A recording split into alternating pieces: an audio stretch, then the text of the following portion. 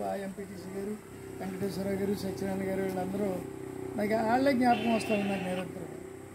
నిన్న సాయంత్రం ఈ టైంకి కూడా చెప్పలేదు, నేను చెప్పాను. వెంటనే ఇది ఒక పెద్ద బాధ్యతగా మీరందరూ తీసుకుని నాకు ఇంత గొప్ప పూర్వమైనటువంటి స్వాగతాన్ని ఇవ్వడమే కాకుండా పార్టీ పట్ల ఉన్నటువంటి విధేయతను చూపిస్తున్నప్పుడు నిజంగా నాకు చాలు ఈ జన్మకి. నేను రాజకీయాల్లోకి వచ్చినప్పుడు అనుకున్నాను, నేను రాజకీయాల్లోకి వచ్చేటప్పుడు నిరంతరం వేళ్ళకి గెలిచాను, ఈ గెలిపే నా జీవితం అంతా వెంటాడుతుందని నేను అనుకోలేదు. ఆ రోజు గెలిచిన తర్వాత ఓడిపోతాం, ఓడిపోయిన తర్వాత మళ్ళీ ఓడిపోతాం, మళ్ళీ ఓడిపోయిన తర్వాత మళ్ళీ గెలుస్తాం, ఇలాంటివన్నీ అనుభవాలు తెలుసు నాకు. అచేత ఓటమి, అపజయం, జయం ఈ రెండింటి పట్ల ఉన్నటువంటి ఆ వ్యత్యాసాలు తెలిసినటువంటి వ్యక్తిగా గెలిచినప్పుడు మురిచిపోలేదు, ఓడిపోయినప్పుడు విషాదవదనంతో నేను ఇంట్లో కుమ్ములిపోతూ కూర్చోలేదు.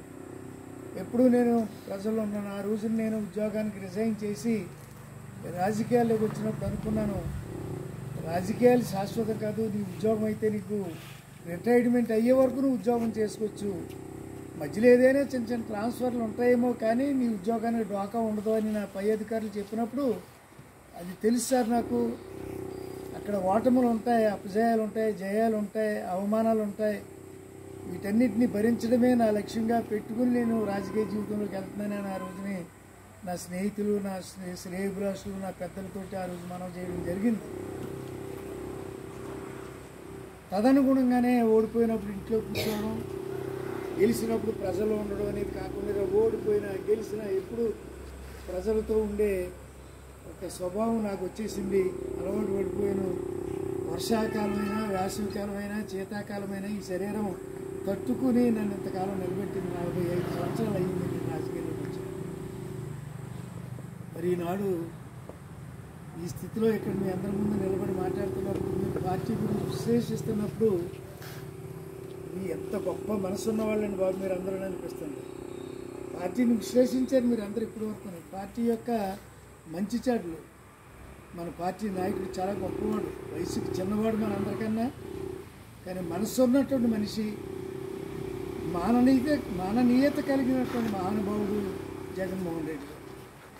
నేను ఆయన పార్టీలోకి వెళ్ళినప్పుడు ఒక్క నిమిషమే మాట్లాడాను ఆయనతోటి. ధర్మిల మరలా రెండోసారి ఓడిపోయిన తర్వాత మరలా మీటింగ్ పెడుతూ వెళ్ళినప్పుడు ఆయన ఉపన్యాసం విన్నాను అంతే. మరలా మొన్న మూడోసారి ఆయన కొన్ని కార్యక్రమం మీద నన్ను పిలిచినప్పుడు నాతో ముఖాముఖిగా ఆయన ఎదురుగుండా ఉండి నేను మాట్లాడినప్పుడు సుమారు 45 నిమిషాలు నాతో మాట్లాడారు ఆయన. అంటే నన్ను మాకు ఉన్నటువంటి 7 మందిని అడ్రస్ చేసి 7 ఉన్నాం ఆయన ఎదురుగుండా. 7 ఉద్దేశించి ఆయన మాట్లాడుతున్నప్పుడు మాటలు విన్నాను నేను. ఎంత గొప్ప మనసు అయ్యాను ఇదే అనిపించింది నాకు. ఓడిపోయాను అది వేరే విషయం, నాకు వ్యక్తిగతంగా అది ఎంతో నష్టం.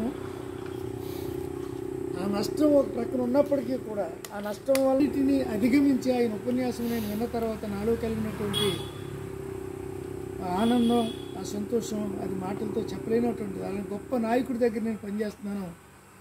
ఆ నాయకుడి దగ్గర నేను పనిచేస్తున్నటువంటి నా యొక్క పరమ కర్తవ్యం ఏంటంటే మరలా వారిని ముఖ్యమంత్రి చేయాలి.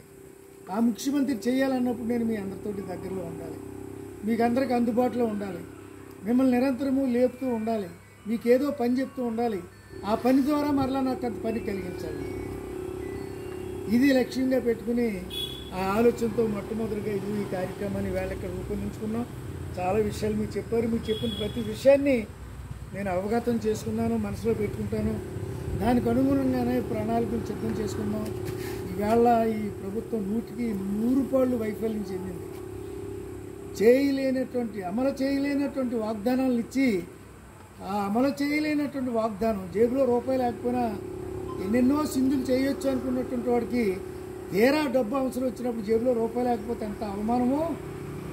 ఈ చంద్రబాబు నాయుడు కూడా ఈవేళ ఇచ్చినటువంటి వాగ్దానాలు ఏ ఒక్క వాగ్దానాన్ని కూడా అమలు చేయలేని పరిస్థితుల్లో వాడికి తెలుసు వాగ్దానాలను అమలు చేయలేను. కానీ విచ్చలవిడి వాగ్దానాలు, హద్దు దాటి వాగ్దానాలు ప్రజలను అయోమయం చేశాడు. 1 కాదు 2 కాదు, బహుశా ఆయన ఉన్నటువంటి 5 సంవత్సరాల కాలంలో, జగన్మోహన్ రెడ్డి గారు ముఖ్యమంత్రిగా ఉన్న 5 సంవత్సరాల కాలంలో చంద్రబాబు నాయుడు కేవలం జగన్మోహన్ రెడ్డి గారిని టార్గెట్ చేసుకుని మాట్లాడటమే తప్ప నీ పరిపాలన ఇగో ఇక్కడ దెబ్బతింది, నీ పరిపాలన ఈ లోపాలు ఉన్నాయి, నువ్వు ప్రజలకు పరిపాలన చేయడం లేదనే మాట ఎప్పుడు చంద్రబాబు నోటం రాలేదు అని మీకు మనం చేస్తాం. నిజంగా జగన్మోహన్ రెడ్డి పాలన మీద ఎప్పుడైనా మాట్లాడేవా? నువ్వు ఎప్పుడైనా ప్రశ్నించావా?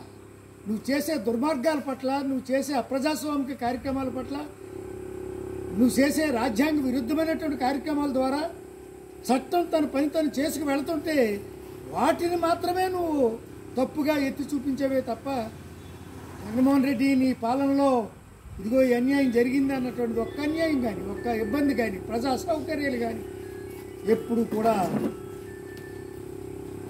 చంద్రబాబు నాయుడు వేలెత్తి చూపలేకపోయాడు అన్నటువంటి మాట ఈ సందర్భంగా మనం చేస్తున్నాం.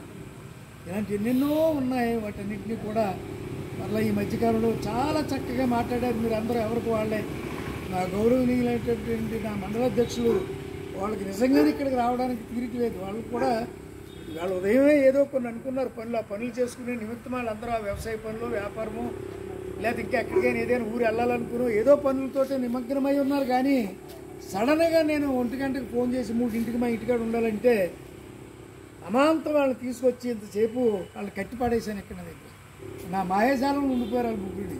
మా భగవాన్ కానీ, మా బ్రహ్మాజీ కానీ, లేకపోతే మా శ్రీని కానీ, వీళ్ళ ముగ్గురు నా యొక్క మంత్రదానంలో నా మాయలో ఇరుక్కుపోయి ఉన్నారు వాళ్ళ ముగ్గురు కూడా. పాపం వాళ్ళ యొక్క త్యాగం ఇవాళ నేను మర్చిపోలేదు. నాకు తప్పదు. మీ ముగ్గురు లేకపోతే నాకు కాళ్ళు చేతులు లేవు. మీ నలుగురు లేకపోతే నాకు కాళ్ళు చేతులు లేవు. నాకు 2 కాళ్ళు 2 చేతులు, నలుగురు మండల అధ్యక్షులు, నాకు 4 మీరే, నాకు 2 కాళ్ళు 2 చేతులు. మీరు లేకపోతే నేను నడవలేను, మీరు లేకపోతే నేను రాజకీయం చేయలేను. అంచేతే మిమ్మల్ని కాస్త ఇబ్బంది పెట్టాను. మీరు కూడా అన్నిదా భావించొద్దు. దయచేసి మీకు ఇచ్చినటువంటి ఈ చిన్న ఇబ్బందికి నేను క్షంతవ్యుడిని, నన్ను అన్నిదా అపార్థం చేసుకోవద్దని మీ ముగ్గురికి ఇప్పుడు 3 మండల ప్రెసిడెంట్లు